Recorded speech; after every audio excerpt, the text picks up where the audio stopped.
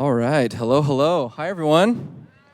My name is Lane. If we haven't met, I'm the young adults pastor. We are incredibly grateful that you are here because we believe that you are deeply loved by God, and that's why we are together. We have been in a series called Sex, Money, Power, and we decided to take 4 weeks of that series, which will last through November, to talk about faith and sexuality. We've been, can you hear me? We here? We've been discussing some difficult topics, things that tend to be awkward to talk about, especially in the confines of the church, where we've been trying to repent as a community to say, how can we love people better than we have? How can we do better? So first week we looked at examining purity culture and kind of the baby and the bathwater and the different things that come with growing up in the church and learning about sexuality. Last week we talked about same-sex attraction, people who identify as gay. We had Gregory Coles come in and do an interview. And this week, we are going to be talking about transgender sexuality and faith.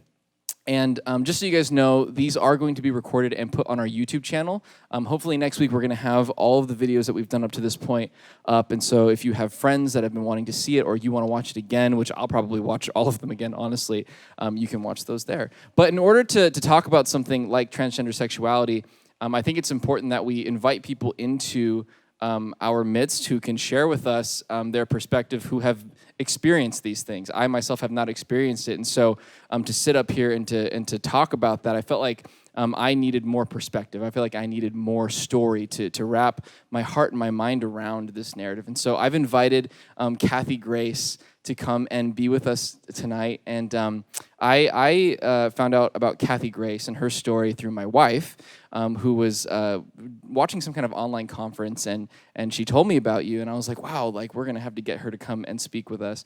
I called Kathy Grace on the phone, and you were just so willing. You're like, absolutely, I want to do that 100%. Kathy Grace is just a lovely human being, so full of kindness and grace. I always look up to people who have kind of these qualities about them that are unspoken. I felt like the first time we talked on the phone, just the tone of your voice, I could feel kindness and I could feel mercy, which I was so struck by that. And I really do feel like that's the power of God and the Spirit of God in you. So thank you for being here. We're really gracious. And I just realized I forgot to print out the questions I'm going to ask you. So I'm going to pull it up on my phone right here. It's not going to be awkward at all. I'm just going to do that. Anyone got any jokes? Every time somebody asks me if I have a joke, I know jokes. I've got 30 of them in my back pocket, but I always forget them because it's on the spot and it's pressure. Anyone else can relate to that? Thank you for relating to that. Awesome. Well, we're going to take a little bit of time to just hear about Kathy Grace and her story. I'm going to ask her some questions about that and about faith. And this number up here is for contact tracing. It is also for anonymous questions. So during our time, if you have questions you'd like to ask Kathy Grace, you can text that number, and I will read them from my phone. And it's anonymous. Nobody's going to know who you are. So feel free to do that. Awesome. Do you have anything you want to say before we start? You know, he was talking about how kind I am. I forgot to mention the only grace I have is in my name. All right, good to know. Here we go. We're gonna dive into it then. That's awesome. I just wanted to start. Could you tell us a little bit about your story, specifically your story as it relates to your journey through gender identity and faith? Sure. So mine starts way back. So the day I was born, actually, I wasn't aware of it until I was about 3, that I felt I was born in the wrong body, that I should have been a boy. I felt that I have always been a boy. And I can remember before I went to kindergarten, I would ride my tricycle over to pick up my girlfriend, and we were going to get married. And somehow I also knew, too, that was weird. So I needed to keep it a secret.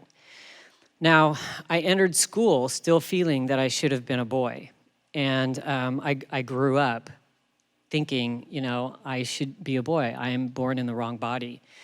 And the atmosphere that I grew up in, my dad was verbally and emotionally abusive to my mom. And my mom, acted like the victim. Now, I didn't have this understanding back then because I was too young to have the tools to know how to reason that out. But my process out, the Lord showed me that in that, when my dad was verbally and emotionally abusive to my mom, it gave me 3 lies. Women are weak, women are vulnerable, and women are hated. And so when I looked at my mom, who's supposed to be, my role model, I'm like, ugh. If women are weak and they're hated and they're vulnerable, why do I want to grow up and be treated like that? But if I don't want to be that, then I have to be a man. Well, I already felt that way, but I didn't want to be that guy. So I made a vow that I'm going to be the man my dad is not, and I'm going to rescue women. So from that point, I built a whole belief system that I was born in the wrong body and I need to figure out how to become that man I'm supposed to be. At the age of 7, my little brother was born, and he was celebrated. And so that gave me another 2 lies in there, that in order to have that affection, that affirmation from my dad, I need to be a boy. And girls can be replaced. Because now my dad no longer hung out with me. He didn't play with me any longer. It was all about my little brother. Then at the ages between 10 and 12, I was molested by a family member. And that totally reinforced that I'm weak, I'm hated, and I'm vulnerable. Totally reinforced those lies. Now, about the age of 12, my parents had a rental house, and they rented it to a family, and they had a son. And he was 2 years younger than me. And eventually, he and I became friends. Now, because I had the secret and I had nobody to trust with it, it took me a long time to trust him. But I finally told him, I desire to be a man. I want to grow up and be a man. I think I'm in the wrong body. And his response to me was, yes, that's awesome. Now we can be brothers.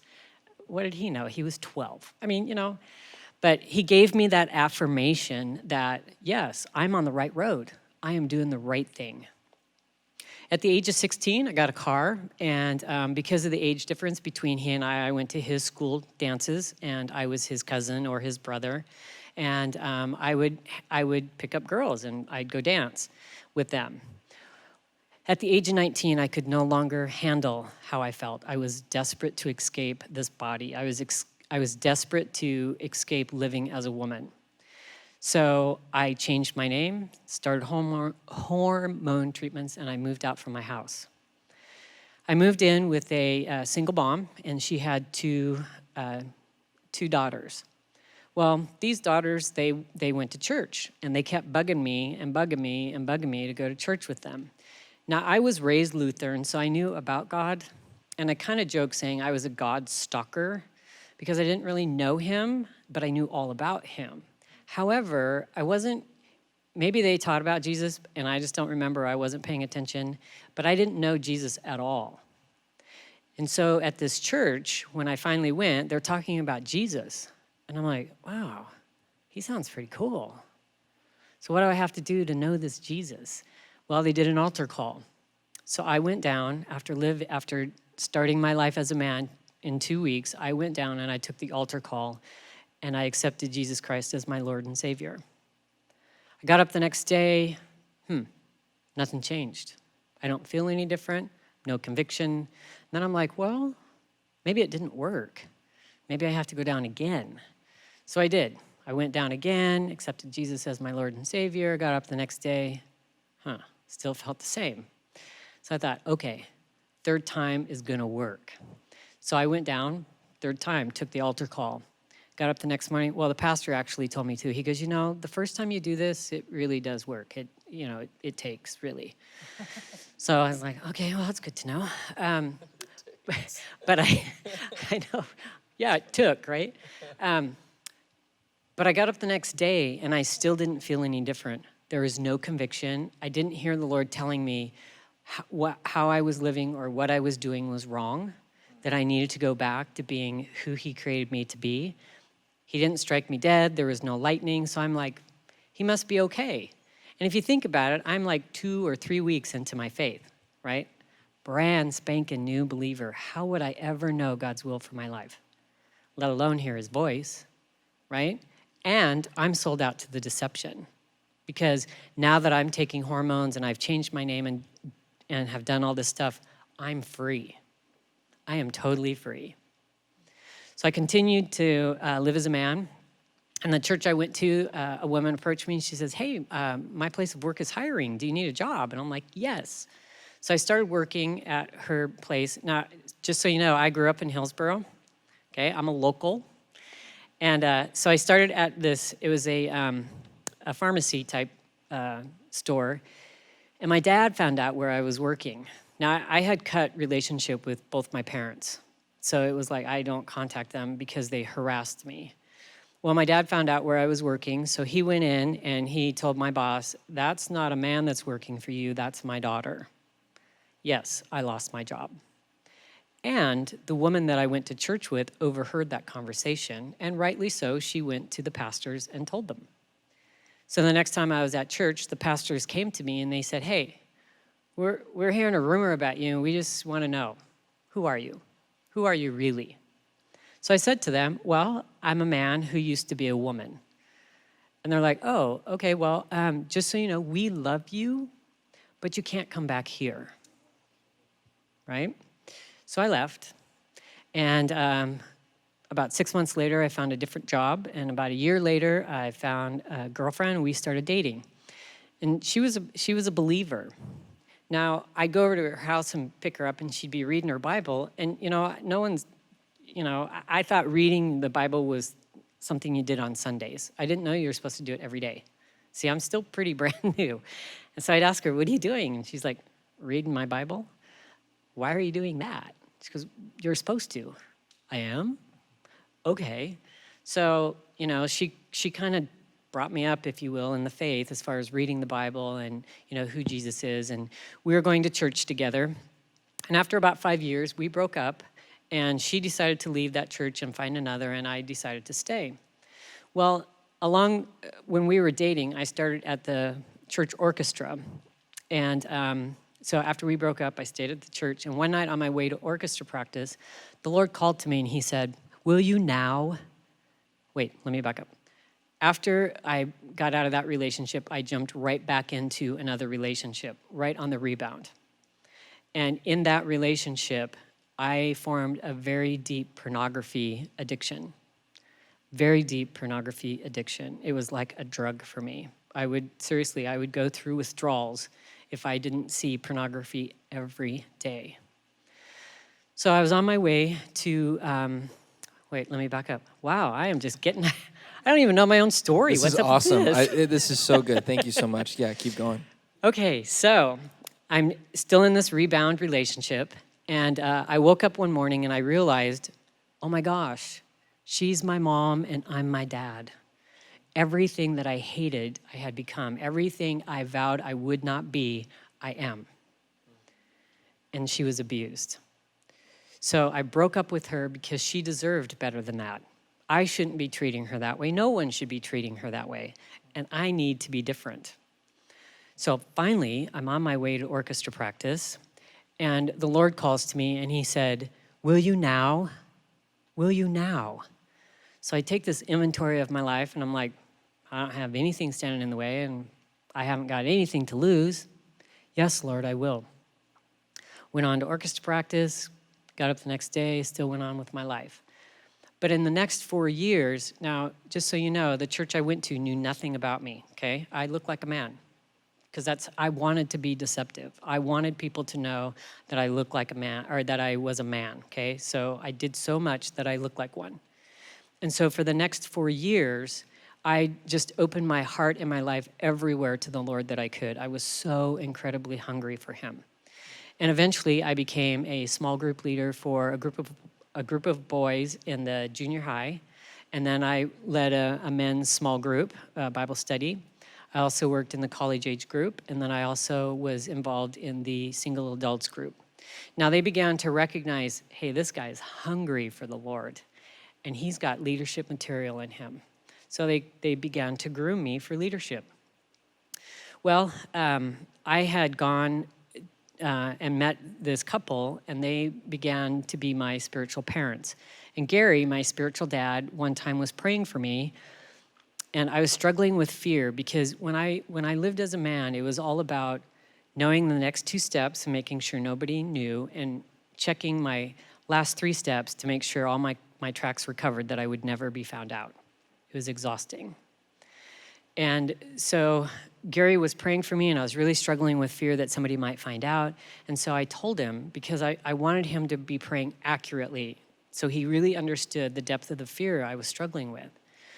Well, it just so happened about a month later, the main pastor of the church took my spiritual dad out to lunch, and he was telling him, yeah, I had some woman call me, and she's married to this man, or so she thought. Come to find out it's a woman, and what should she do? And he's like, I don't even know how she got my name, but I heard that somebody like that is in our church. Do you know who that is?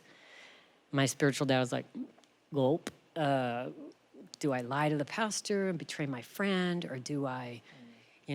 what do I do? So he told the truth. And the next time, I was at a junior high retreat. I came back, and I had another girlfriend by the time, and I was exhausted. Junior high kids, man, oh my gosh, they wear me out. So she called me and said, hey, can we go to evening service? I'm like, yeah, I'll meet you there. So we met at church, and after the service, we're in a group of people, and we're talking, and my spiritual dad, Gary, approaches me, and he says, can I talk to you? And in my heart, I went, oh my gosh, I think I'm going to be confronted.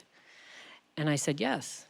So I followed him. We went behind the sanctuary. There was a prayer room back there, and when I walked in, Dave, the pastor of the college age group, was there. Now, I knew Dave. Dave was my friend. Hung out with him. We went to the baseball games. We went to the gym. So Dave knew me, and I knew Dave.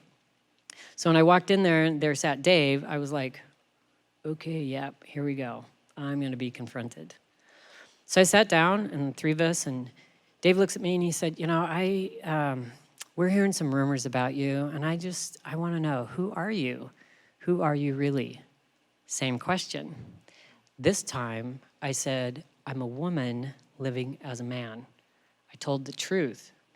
Previously I lied because I was never used to be a woman. I was never a man who used to be a woman. I've always been a woman living as a man. And when I spoke that out, the Holy Spirit went and blew into me. And when that happened, I saw the next 2 weeks of my life, the ministries I had to step down from, the pastors I had to talk to and tell them the truth. I had to go out and break up with my girlfriend, but more importantly, I had to go back to being the woman God created me to be. So I said to Dave, so Dave, what do you think I should do? Now, I didn't tell Dave any of what I just saw.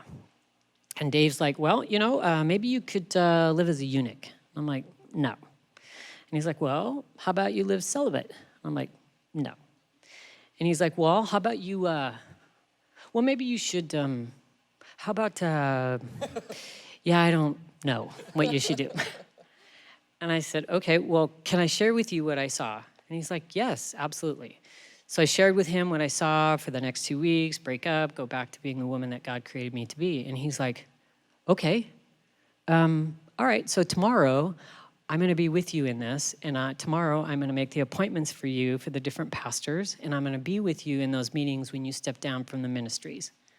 Whoa, way different response, right? This time I told the truth, and he's willing to help me. Last time I lied, and I get kicked out. I don't know if that's truly significant, but it's very interesting. So sure enough, Dave went with me into every meeting, and I started the move out. And, the process out. And at that time, I was living in Vancouver, Washington. I moved back to Portland, and I started at the Portland Fellowship. Now, the Portland Fellowship is a ministry who ministers to those who have unwanted same-sex attractions. At that time, they were pretty much just geared towards homosexual and lesbian lifestyle, those who wanted to walk out of that. And so here I show up, and I'm like, yeah, I know I don't look, but I'm really a woman.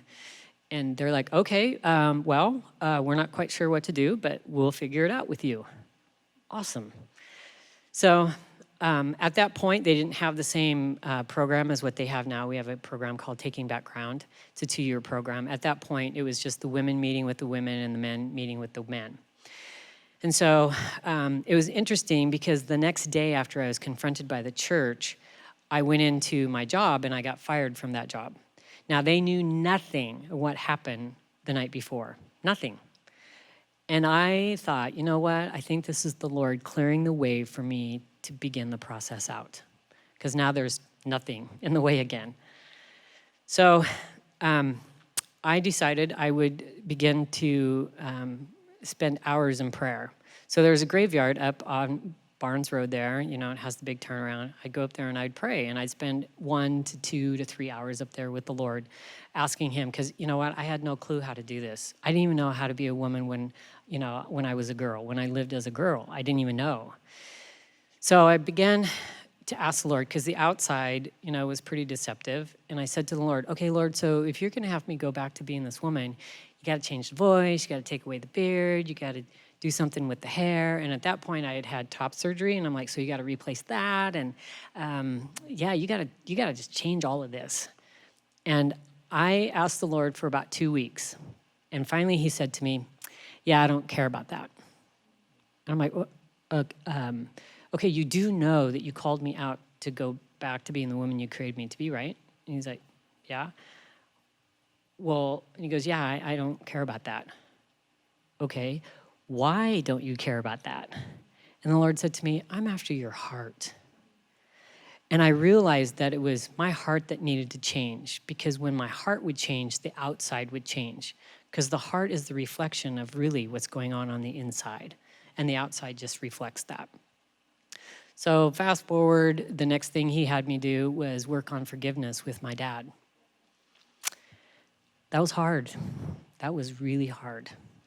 I had gone to this study at the Portland Fellowship, and they were going through this list of names. What is it that you can't call the Lord? Can you call Him Dad? Can you call Him Lord? Can you call Him Papa? Can you call Him Father? And I'm like, check, check, check. Yes, I got this. I can do all of those things. So I went to prayer the next day, and I said, Lord, and the Lord said to me, when you pray, I want you to call me Daddy. That's the name I couldn't call Him, because that's what I called my dad, Daddy. I said, I'm not doing that. We're done. So I left. I was there 10 minutes. Came back the next day, Lord, and He's like, nope, I want you to call me Daddy when you pray. I did this for 2 weeks. Lord, no, I want you to call me Daddy. We're done. Lord, I want you to call me Daddy. No, we're done. And then after 2 weeks, I'm like, I miss having my conversations with Him. So I thought, okay, well, what if? What if I do this? So up there where I would pray, there was this curb, and I sat down on the curb, and with all the courage I had, I said, Daddy? And I broke. I got to tell you, I've never cried so hard in my life. But something deep came out, and I cried so hard that my sides hurt the next day. That's how hard I sobbed.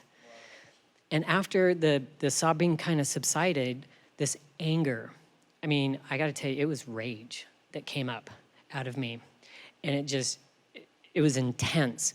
And so as I sat on this curb and there was grass right next to me, I pounded my fist into the grass, and with all the intensity I had, I was yelling, I hate you, I hate you, I hate you. It was intense. And then I suddenly realized, oh my gosh, I'm in prayer. I'm like, Lord, I don't hate you, I don't hate you, I don't hate you, Lord.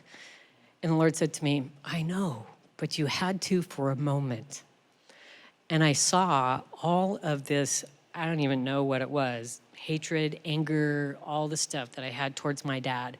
I saw the Lord take it into the cross. They say bring everything to the cross. I did that somehow. And from there, it made a radical change for me, because I was able to work through forgiveness with my dad. The most painful thing, I think, of this whole process there was ever was working out forgiveness of my dad. And then reconciliation. I actually became reconciled with my dad to the point where I was able to hang out with him. Now, I still have the scars from where he wounded me, but there wasn't any pain.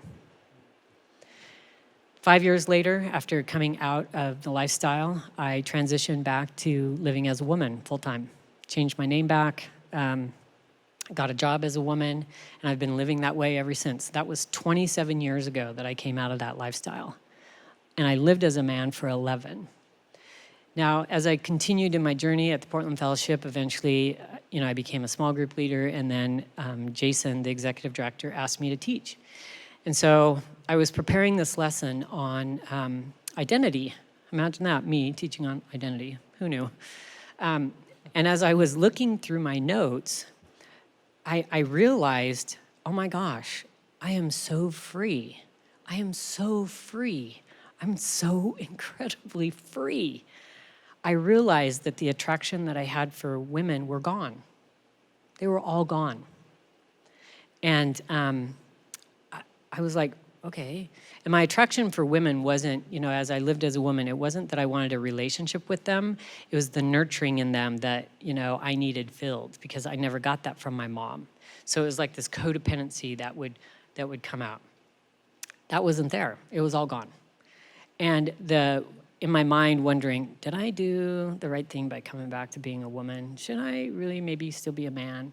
That was gone. And I loved being a woman. I was like, oh my gosh, how did all that change? Because I vowed I would never go back to being a woman. So I asked the Lord, how did you change that? How did you change my thinking? I mean, how did you do that? Where'd those attractions go? And I saw the Lord do this,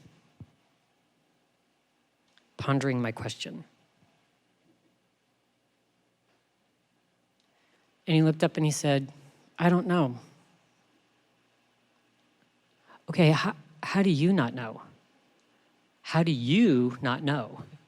Because you were there, you walked with me, I know you saw me, and how do you not know?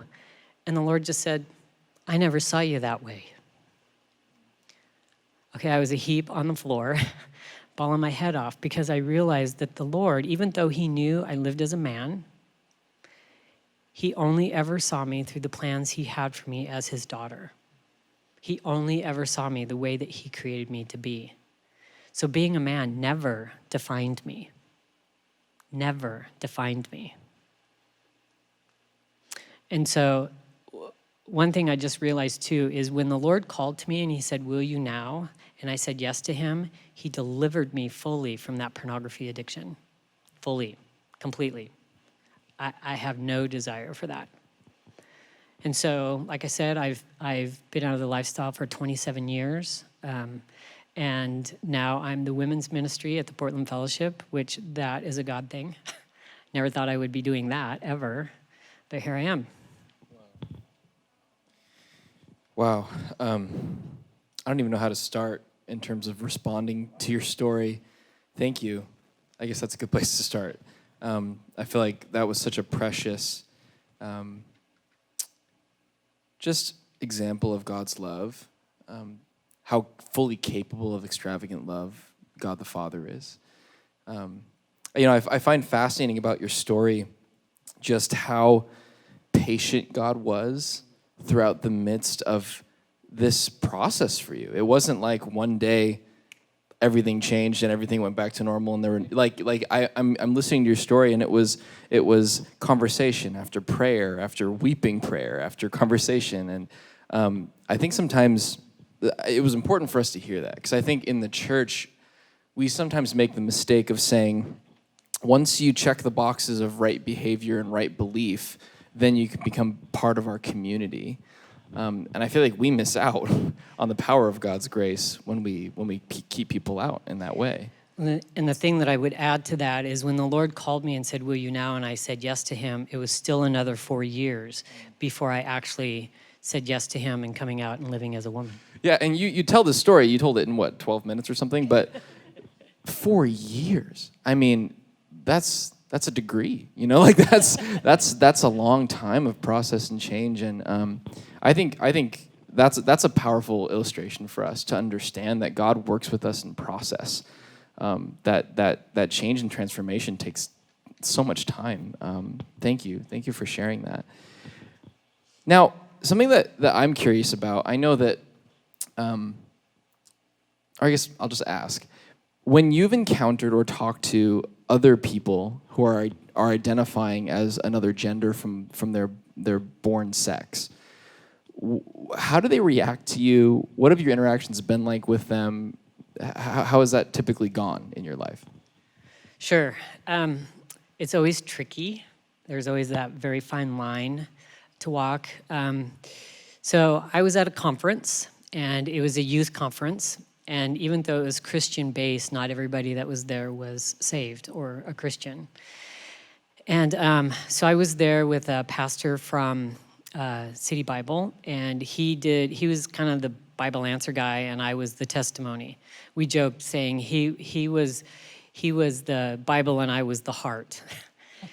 So I gave my testimony, and then he said why he was there. He worked with people who struggled with sexual addiction, pastors and missionaries who came out of the field, and he helped to bring restoration to them.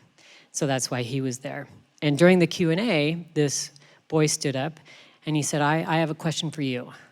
And I said, okay. And he said, do you think that transgenderism and being gay is a sin? And I'm like, I do. You do? I'm like, I do. He's like, okay, and he sat down. So we finished the Q&A, and afterwards they asked, would you guys be available outside of this time, if there's more questions? I'm like, yeah. So I go out in the hall, and that same boy came up to me, and he says, I'm deeply offended by you. Okay. And why are you deeply offended with me? Because you told me I was a sinner.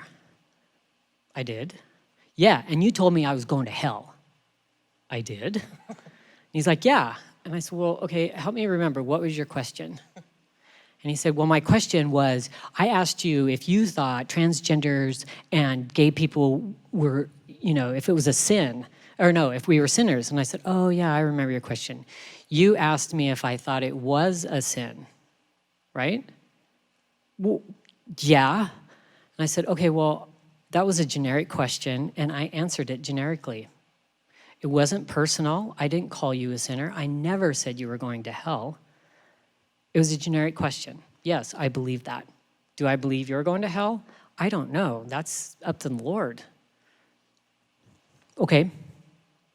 Well, so let me just say this. I'm happy. Good. Okay. He's like, well, okay, so let me put it this way. I have friends who are transgender, and they're happy, and they have a lot of friends. I said, wow, you know what? I get it. I totally get it, because I lived that way for 11 years. I was happy. I was deceived, but I was happy. I had a ton of friends, and I said, you know what? Now I'm living in the truth, and I'm still happy, and I still have friends, and you know what? I'm free. No, you don't understand. Okay, well, what don't I understand? Well, they're happy. They're totally happy. I get it. I was happy too. Well, what do you mean you lived as a man? So I had pictures on my phone, so I pulled them out. Here you go. Oh, okay, wow, you look like a man. Okay, thank you, I think. That's what I said. And he's like, well, but okay, my friends are totally happy though as they were. And I'm like, I get it. I did too. I loved living as a man, but then I encountered the Lord, and I realized I was deceived in this lifestyle, and now I came out, and I'm free, and I'm still happy, and I still have friends. Well, what do you mean my friends are deceived? I said, well, they're deceived about who they are. God didn't create them that way. He created them on purpose for a purpose, but not for that purpose. Well, they're not deceived because they go to church. I'm like, oh, honey, there's people who go to church that don't even struggle with sexual stuff, and they're deceived. Well, no, they say that again. And he's like, no, you don't understand. They go to church. Okay, I said, well, let's do this. Let's take the whole sexual component out of it, okay? And let me just ask you a question. He's like, okay. And I said, so do you believe that the Lord loves you? Yes, I do. I said, okay. Well, do you believe that the Lord loves you even when you sin? Oh, no, he doesn't. I said, see, you're deceived, because that's not what the word says. Wow. The Lord loves you no matter what. He died for you. He died for you when you were yet a sinner. And he's like, oh, okay, well, thank you.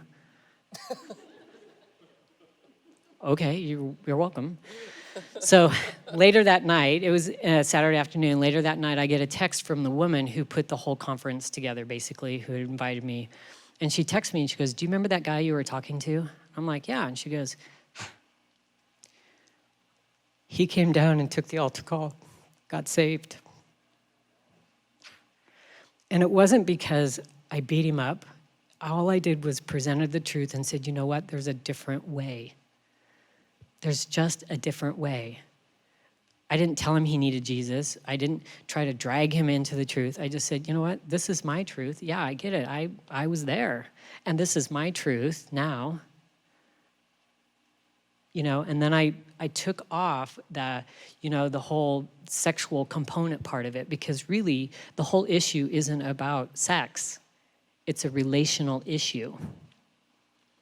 And when I pointed out the simple fact of just deception, that we're deceived whether or not the Lord loves us. So if we can figure out, that way to speak truth in there, because when we look at the LGBTQ community, we think it's all about the whole sexual thing, but it's actually relational issues. There's legitimate needs that have gone unmet, and they don't know how to get them met. They don't have the tools, and so they think this is the way to get them met. All we see, being in the ministry, when I see people in the LGBTQ community, I see woundedness. I see deep need to be loved. And they don't know who they are.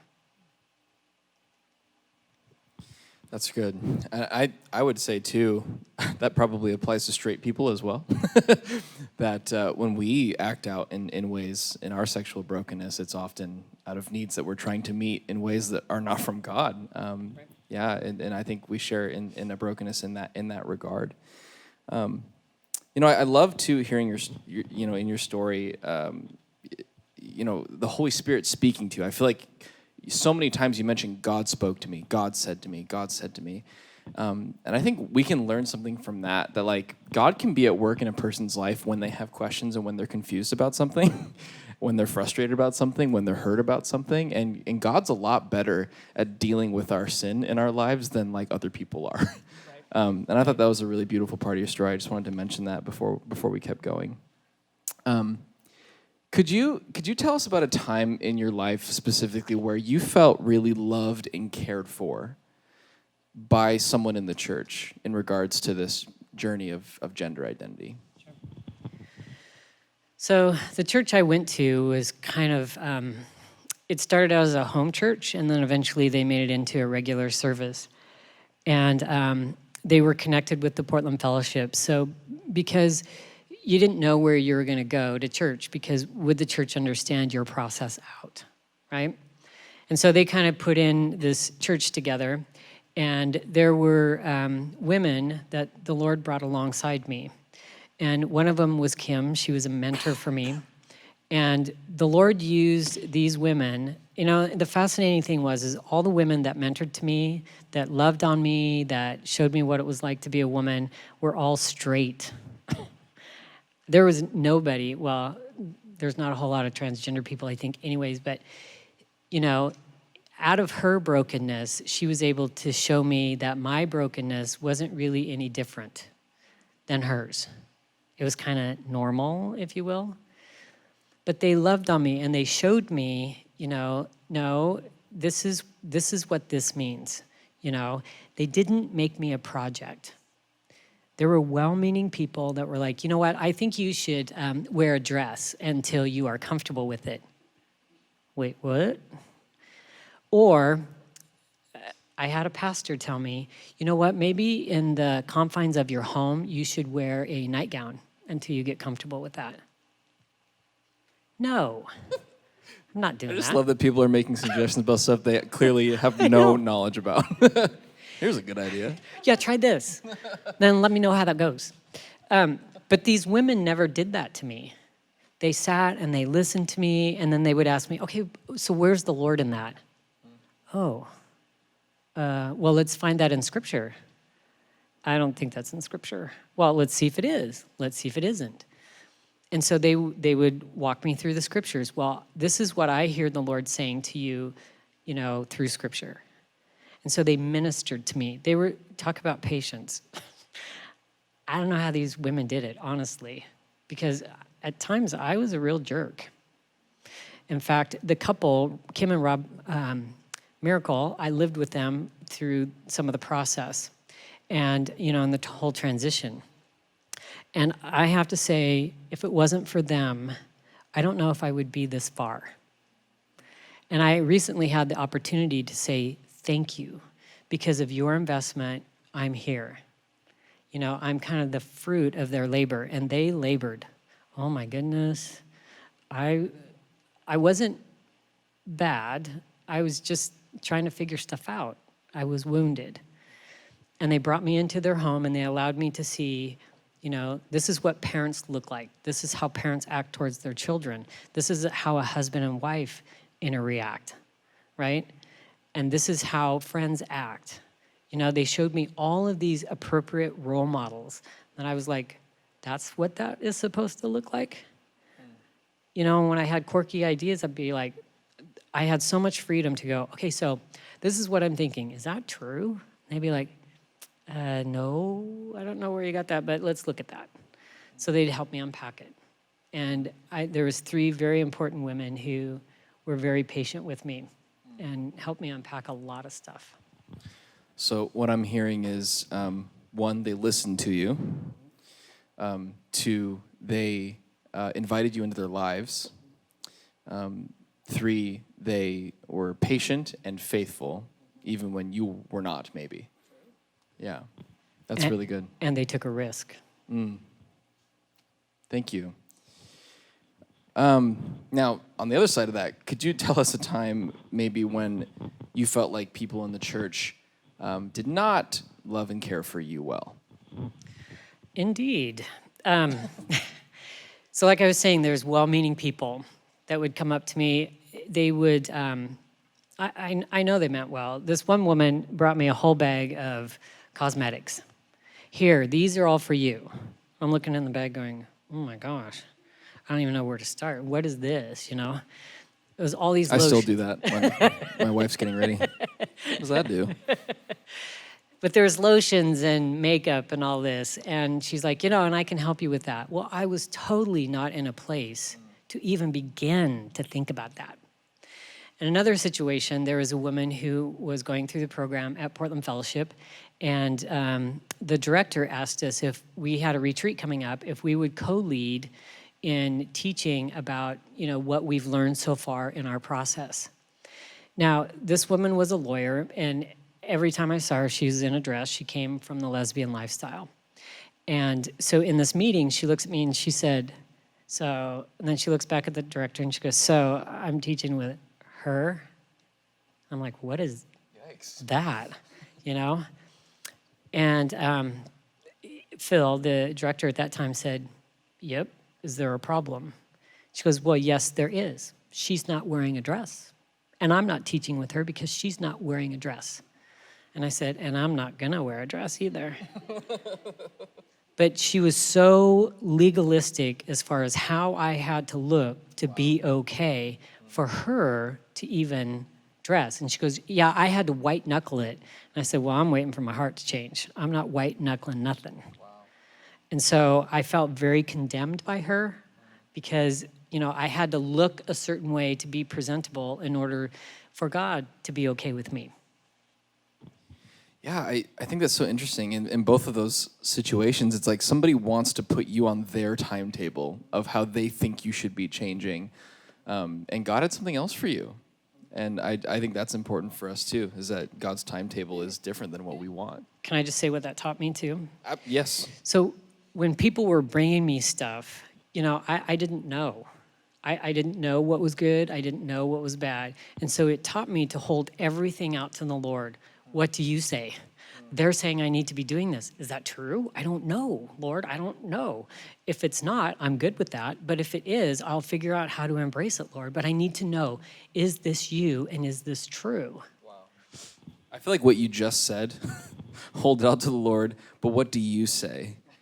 I feel like that applies to every Christian in this room who is being inundated with so many points of view and perspectives and opinions. especially like in social media, in the news, in our social circles. But God, what do you say? That's an important lesson for all of us, I think. All right, well, how do you feel like, in your opinion, historically, the church has failed to care for and take the opportunity to love the transgender community? That's a big question. I think it's hard because there's a fine line. When, can we show pictures right now so I can? We can do whatever you want to do. So can you, ice cream for everybody? No. I mean, no one's going to complain. I know that. Right? Jeff? Can you bring up that picture? So I forgot to ask you guys if you wanted to see pictures, but now you get to. So that's me at 5 years old when I was a little girl. And I have to say, when I look at that, I remember being there, but I'm like, who is that? I don't really attach. And the next one, this is my high school graduation picture. Now, as you can tell, I'm as androgynous as I can be. That was probably the most girly thing that I wore, and it wasn't even really very feminine. And then here I am in the lifestyle. That's me with my little niece. That is not my girlfriend, but it was my girlfriend's cousin, something like that. And I'm the one in the red, the one that looks like the guy, not the girl in the red. But that was my birthday. It was a work lab, and I was learning how to wire to make, I don't even remember, we were trying to make something work. Okay, so this is my joke about this picture. When I was in the lifestyle, I wanted to be a cowboy. I just wanted to be a cowboy. I don't know why, I just did. Now, I want to marry one. See what we can do. This is a glamour shot. This is actually from 1998, but it was the first picture that I took coming out of the lifestyle, and it was one that was used for the Portland Fellowship newsletter when my testimony came out.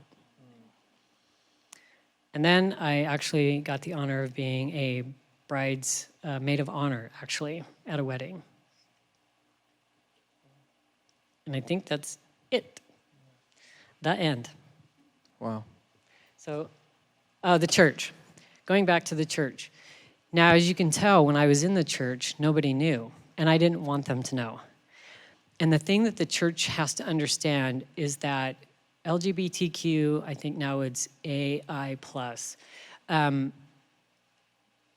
Like I told the young man, they're deceived. And it takes patience to break through that deception. But at the same time, you have to draw a line. If they come to this place where they are unwilling to change, they can't stay. And that's hard. Because the word talks about, don't even eat with such a one, right?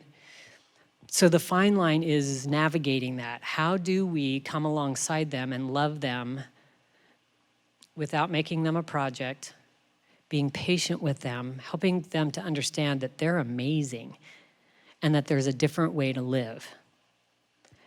And it is a choice to come out. I made the choice to come out. Now that's the big argument, is it's not a choice. I think it's not a conscious choice. They make that choice out of pain. Living in that lifestyle is driven by pain.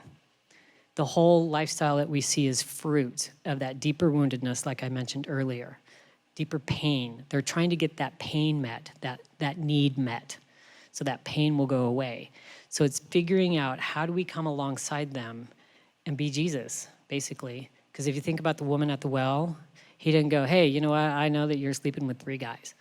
No, he offered her something different. I can give you living water, right?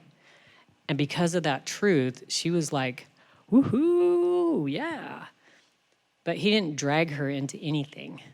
And so, again, it's figuring out, how do we come alongside? What does that look like? And it's meeting them where they're at. But it's also standing in the truth saying, I don't agree with the lifestyle. Want you to know that. I don't agree with that, but I can be your friend. You know, I may not accept everything that you do, but I can still be your friend. Because those people that are out there in the LGBTQ lifestyle, they're amazing people. They're just lost. But there comes a point where if they're unwilling to change or make a different choice, and you'll know, the Lord will show you, yeah, this one's not ready yet. You know, and he's going to show you how to back off or how to cut ties, or, you know, maybe it is to hang in there with them. But that's when you need to ask the Lord, what do you say about them? What do you say? Because if we understand what the Lord says about them, then we can speak into who they are and not what they're doing. Okay? Because living that lifestyle, me living as a man, that's what I did. That's not who I was. And the Lord continued to speak into who I was.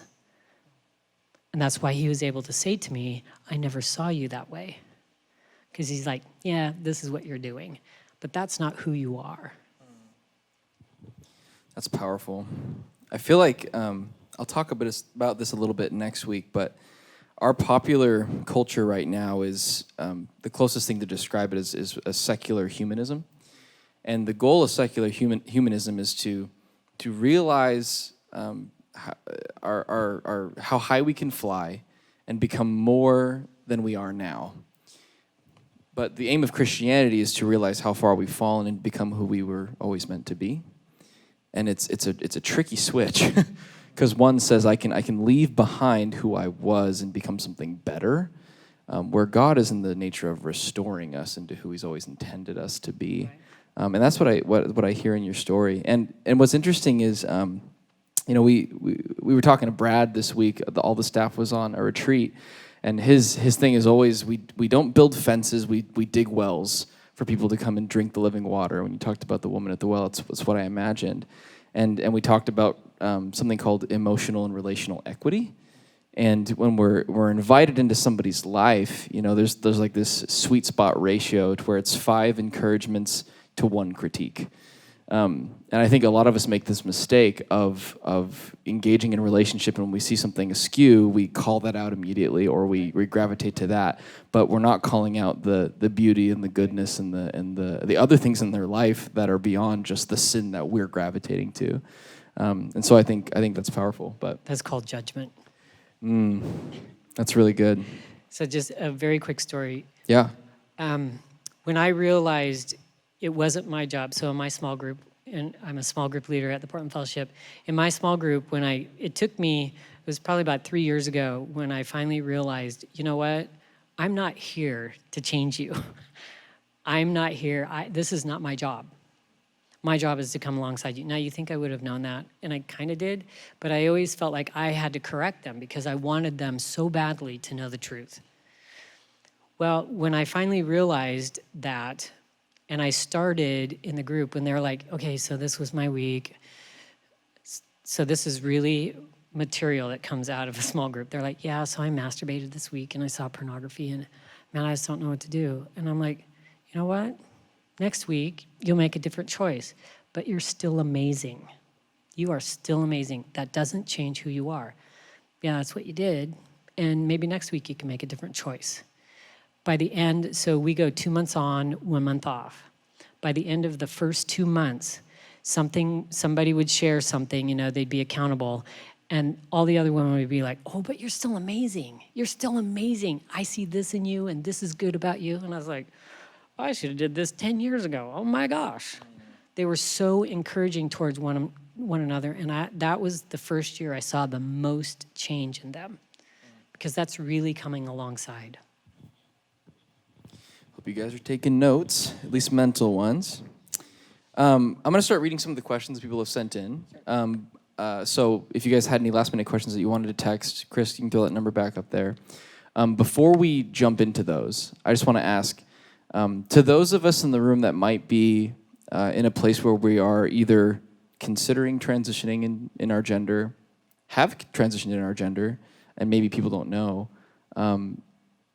or in the process, anywhere along the process, what would you want to say to them right now?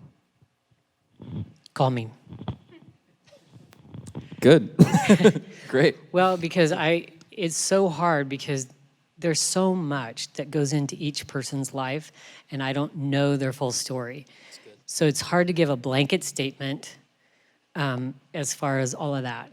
And so I'd rather one-on-one with you, and let's look at that. I'm so glad you answered that way. That's incredible. That's so good. It's so wise. All right. Well, let's get into some of these questions. I'm going to do my best for us to move through all of them, but there were many, so we're gonna do what we can. So I'll go yes, no, and maybe. If we cannot hear God, how do we open our hearts and our minds to listen? So what got me there is David from the Psalms. I read through the Psalms and I'm like, you said that to God? Okay. And you were called a man after God's own heart. I want that. So you have to go after the heart of God, and you have to tell him, I want to hear you. I want to hear you, and then ask the question, what's in the way? And when he shows you what's in the way, you have to be obedient to take care of that. Let me put it this way. I wanted the Lord so badly that if he would have said, you know what, I don't want you to eat for the next week, I would have went, okay, how do I do that? You know, he just doesn't tell us to be obedient. He just doesn't give us a command without telling us how to get there. So if you really want to hear him speak to you, you really want to know his heart, you have to tell him that. That is one thing that I learned is you have to be absolutely honest. I was flat honest, and when I was angry, and he knew I was angry. But he also knew that I knew that I could show my emotion to him, and he wasn't going to punish me. I understood that he loved me. And if he was okay with David, he was going to be okay with me. And so I pursued him, and I pursued him, and I pursued him. It's kind of like the lady who kept going back to the judge until he answered her. But I was also willing to say, Lord, this is what I want. How do I get there? And when he would say, well, this is in the way. Okay, wow, that's not very pretty. Okay, how do I change that? Because sometimes that change isn't this gut-wrenching thing. It's just a small tweak in your thinking. Going from, I am this lowly person to, you know what? Maybe the Lord thinks you're amazing. Maybe the Lord's like, I'm so excited when she comes to prayer. I just love it when she talks to me. You know, changing our view about God. He's not up there going, you're late again. He's like, oh my gosh, you're here. This is great. Let's do this. Let's talk. We have to understand his heart is so excited over us. His view of us, we don't understand his view of us until we ask him for his view of us. It'll change your heart. Yeah, I hear the story of the return of the two brothers and the return of the prodigal son. You know, while he was still a long way off, Father saw him and was filled with compassion for him, ran to him, threw his arms around him and kissed him. That's the heart of the Father.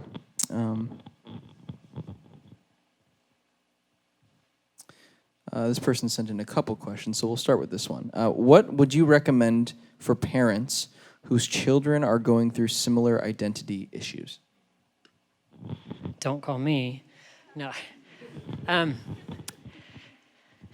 Portland Fellowship has a hope group. It's called Friends and Family, and they meet every second Friday of the month. And there's a lot of parents that are in there. It's good to have parents come alongside you who have struggled with the same thing. It's also good to have conversations with that child, asking them, you know what, I'm assuming that they're transitioning or something similar, but going to that child and saying, you know, I know you're transitioning, and I'd like to understand why. You know, what is wrong with how you are? And it's not to judge, it's to understand. Because a lot of times, and kind of going back to the church, sometimes the church doesn't have the understanding. So when they don't understand, they judge and they cast out. And parents get angry, and your anger is okay, but don't direct it at the child. Your anger is because you don't understand what your child's doing and you don't agree. And it's okay that you don't agree. Meanwhile, what they're doing it could be a cry for help. Maybe they feel rejected or abandoned or whatever. Maybe there's a place of trauma that you don't know about. Maybe they've been sexually abused and they haven't told you. I hope not. But it's having that conversation with the child saying, you're doing this and I don't know you, so I need to get to know you. On the other side of the coin, they may not know either why they think being the opposite sex is better, why it's safer. Again, I don't know their story, but it's coming alongside and asking them those questions. But also standing, making it clear, I don't agree with you. It's okay to say, I don't agree with you. You can love them without affirming what they're doing. You can love them and come alongside them without giving them that affirmation or approval. And, again, they're deceived, they're wounded, and so the way they perceive things or the way they may interpret it, they may twist it all around. So be prepared. They may hear something like that young man, you called me a sinner. No, I didn't. But they hear through that place of woundedness. They hear through that place of rejection, through that place of trauma that has already caused a whole bunch of lies in them, and it's already created a whole belief system. And that's what they hear you through. And so understanding that you're not battling with them, you're battling with the woundedness within them. And again, going to the parents group and finding support with other parents and hearing what they have done and what has worked and what hasn't worked. How can we connect and spend time with the LGBTQ plus community and transgender people without offending or hurting them by our own lifestyle as believers who disagree with their lifestyle?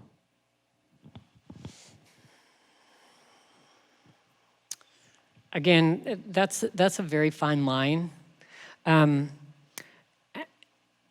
So at work, nobody knows about my life at work.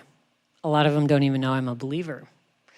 And I like it like that. And it's not because I want to be incognito or I don't want to be known as a Christian, but I want them to know that I love them. I love them.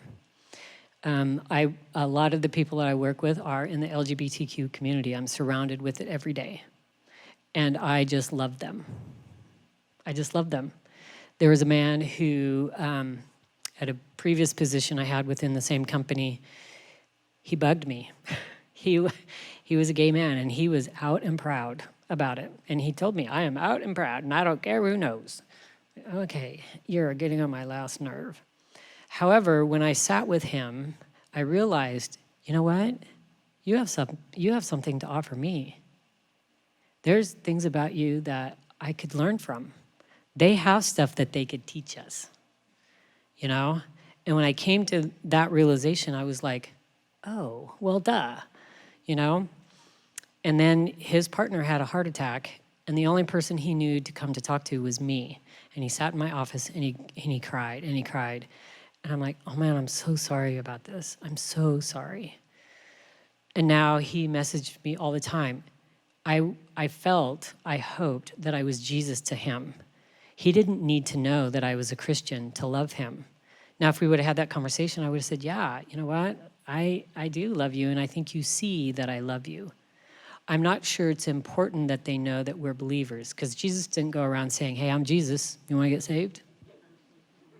I'm the truth. I can set you free, right? He was just Jesus. And so I think that's the thing that we need to be too. Now, if they already know that you're a believer, that's a little bit harder. And I think they need to understand, because the church and a lot of other believers, not you guys, of course, would say, I'm joking, right? Okay. Have portrayed that if you're in the lifestyle, you're going to hell. You're going to hell. And I had someone ask me, I'm gay, so you're a Christian, you think I'm going to hell? And I said, actually, I don't think you're going to hell because you're gay. And they're like, what? I said, you might go to hell because you don't know Jesus. Oh.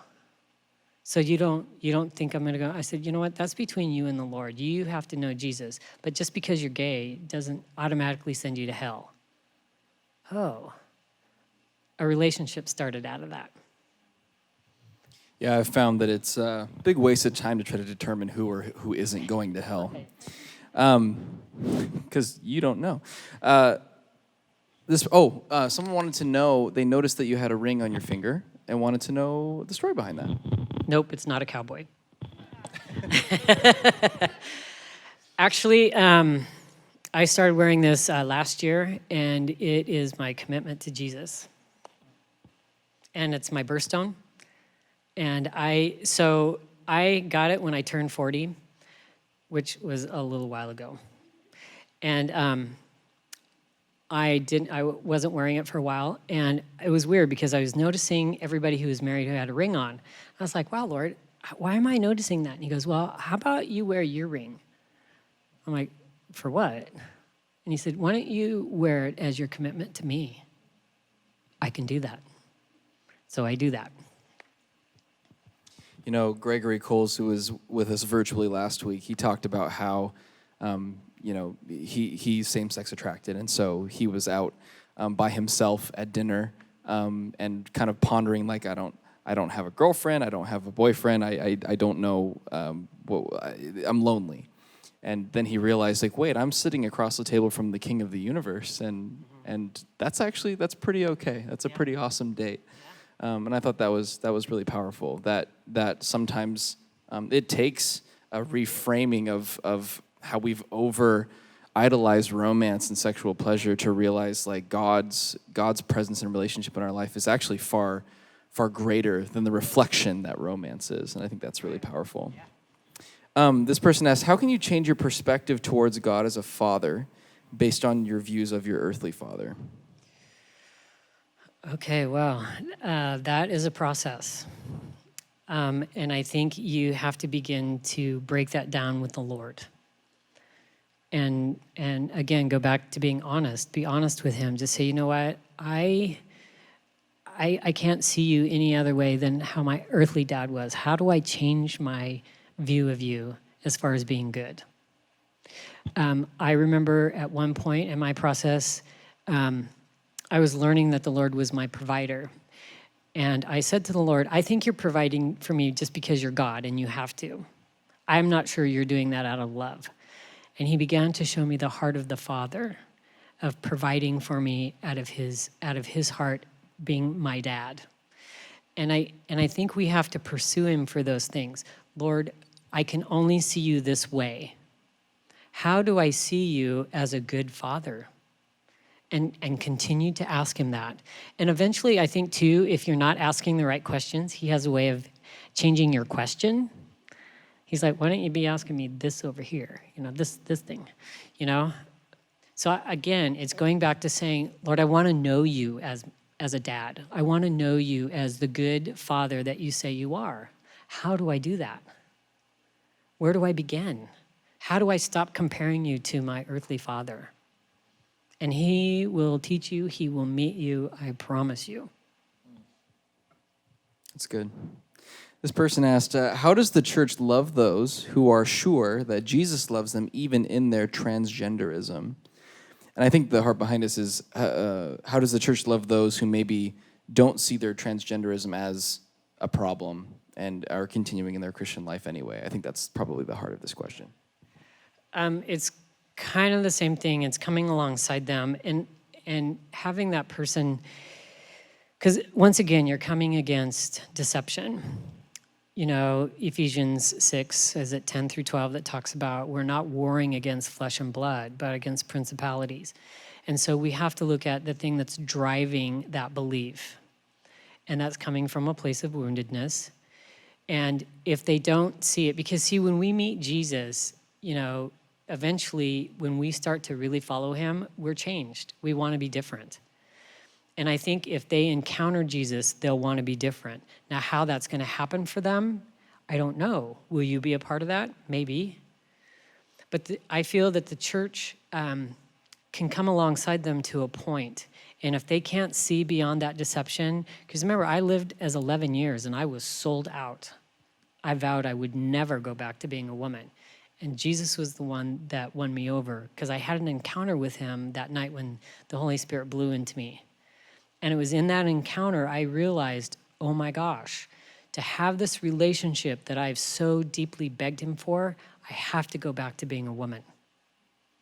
And so it's a really tricky road and a really fine line, and you really need the wisdom of the Lord to help you walk that.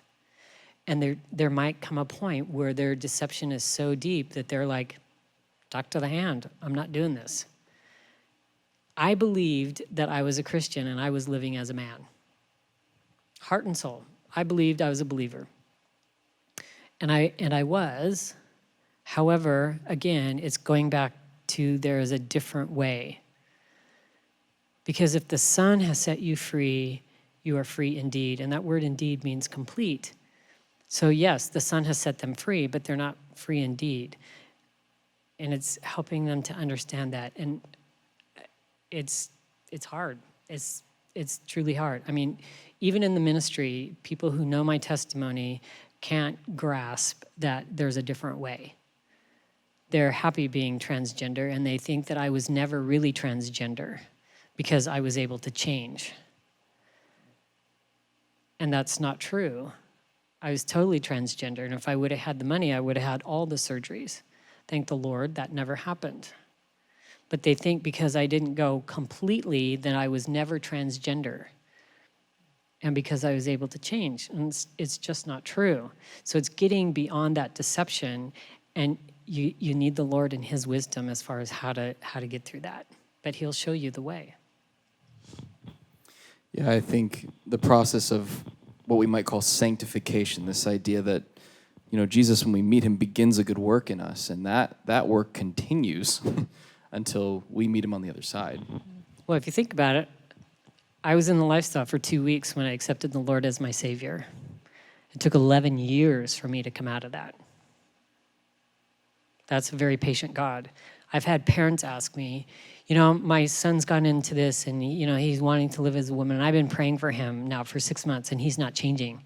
I said, well, okay, how long are you willing to pray for him? I was in the lifestyle for 11 years. How long are you willing to pray? And we have to understand that they didn't get there overnight, so they're not going to change overnight. That's good. This person asked, are you still interested in masculinity for yourself? Thoughts on women who aren't as feminine as society would like, and vice versa, for men not being not being masculine enough. What does this say to God's design in the Imago Dei? So I think they're asking about, like a culture's construct of masculinity and femininity, and what that looks like for you. We look at that in one of the lessons at the Portland Fellowship, and it's interesting because we do a board and we put features or strengths or attributes as far as women, and then we list them as men. And when you look at them, though, what they put for the men, women can also be. Like strong, aggressive. Women can be that way, and we look at them as being masculine. Now, I can be really intense. I'm a very intense person. I can be aggressive. Don't ever ride with me, okay? I'm an aggressive driver. I might scare you badly. However, I'm still feminine. It doesn't matter our actions, what we do. It doesn't take away from us being more masculine or less masculine or more feminine or less feminine. It's kind of what you like. Now, there's things that I did as a guy because I thought that's what guys did. Okay? I don't do them anymore. And I had a hard time doing them when I lived as a man because I wasn't wired that way. I wasn't created to be that. Men were created. There's a toughness about men I could not imitate. And yet there was a softness about me that men didn't have.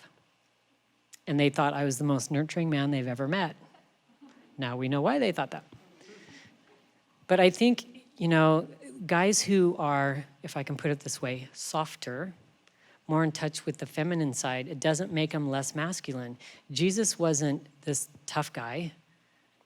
necessarily. I mean, he didn't go to the gym, right? And the women who do go to the gym and are bodybuilders, good for them. But there might be an insecurity of why they're doing that, right? But we can't judge their exterior and say, you're more masculine because you do this, and you are more masculine as a female because you do this. We got to get those cultural labels off and look at that person. Again, it goes back to who are they? And looking at that. You know, I'll fix my car any day. I'll change a tire. I'll teach you how to change a tire. Does that make me less feminine? No, that makes me know how to change a tire, right? Yeah, I love the part of your story where you're like, okay, God, well, if I'm going to do this, like, you got to change the beard and the hair, and you got to grow stuff back. And he's like, I care about your heart.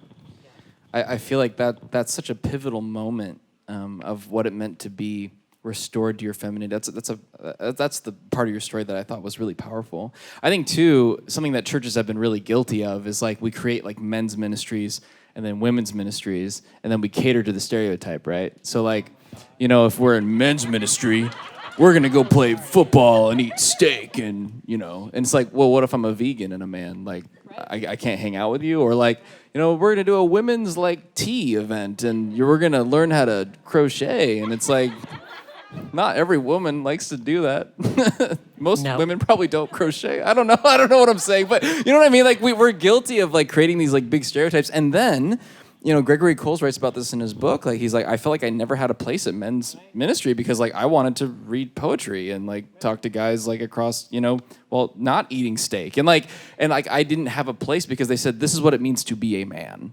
Yeah. So I was, yeah. So the church I was going to, they decided that they wanted to include me in the women's planning committee for the women's retreat. Ooh, howdy. So they're going through all these things, you know, and I'm like, well, I don't want to do that. I don't want to scrapbook. I don't want to paint rocks for my garden. I don't even have a garden, you know. So paint rocks for your garden? Is yeah, that a thing? they do these stones, these stepping stones. I don't, no offense, okay? I have a garden now, and I might do that. I'd probably buy them first. But anyways, so I'm looking at this agenda, and I said, can I ask a question? And they're like, yeah. And I'm like, so can we teach them helpful things like changing a tire, like teaching them about how to check their oil? Because those things are important, because not all the women that are coming here are married and have a husband that can do that or will do that. So why can't we teach them that? Those are basic things. Those are basic skills. Me that? Because I feel like... You bet. Let's do it. I don't know a lot about my car, if I'm being honest.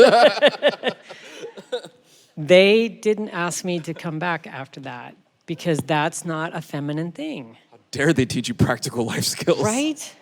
I mean, you get a flat tire, what are you going to do? And you don't have AAA. You don't, you know, there's nobody to call, or you're traveling. How's that going to happen? I just think there's basic skills in life, masculine as it be, women need to know. They just need to have practical stuff. That's my 2 cents. I think this will be the last question for tonight. This person is asking, living as both a transgender man and a woman, did you notice differences in the church in terms of, like, leadership and stuff, how people treated you when they thought you were a man versus when they treated you as a woman?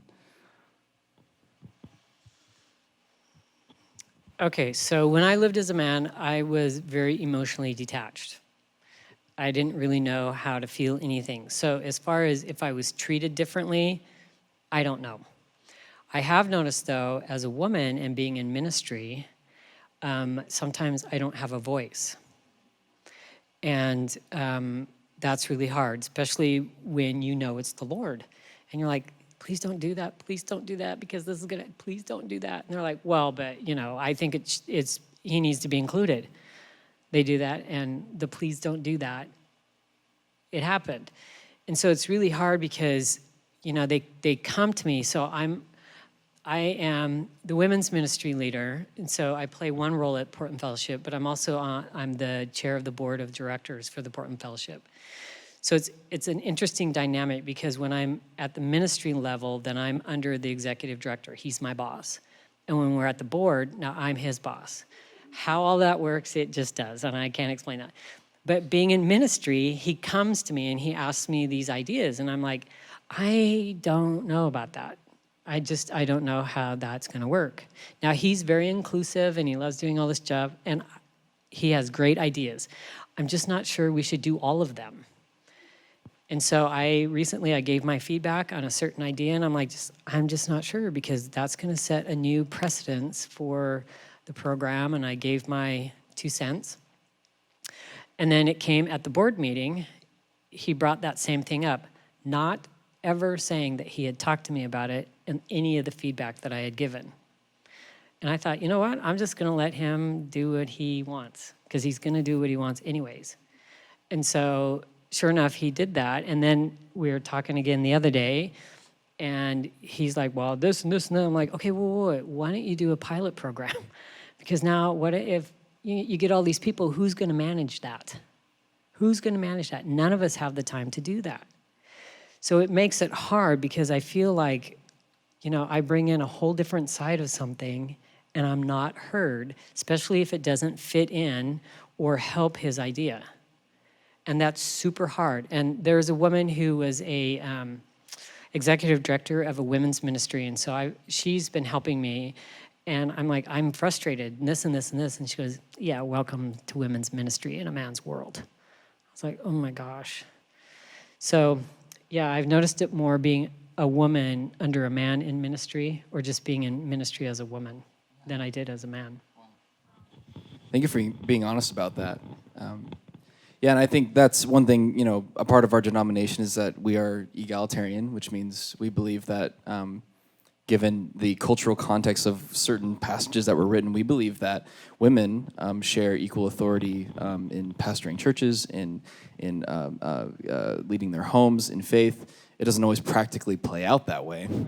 Actually, it's usually bent the other way, and that's something that our denomination needs to work on. But I do think that when we have this mentality that like women have their place and men have theirs, and men's are in the leadership and women's are not, we lose out on half of God's population that has all these great ideas and image to reflect and perspective that we need. And yeah, that's something I feel like I obviously always need to grow in, but I don't have a lot of tolerance for it. I also don't think, though, it's intentional. I think it's just, that's the way we've always done it, so that's the way we're always going to do it. Yeah, maybe. And I'm not saying it's okay. Yeah. I'm just saying that's the mindset that needs to be broken. And that's why it's important, I think, for us to dig in and ask questions and to rethink things and take second, third, fourth, fifth looks at things and say, this is how things have been done. Is that always okay? Well, Kathy Grace, thank you so much for your time, for being here. Yeah, let's thank her for her time.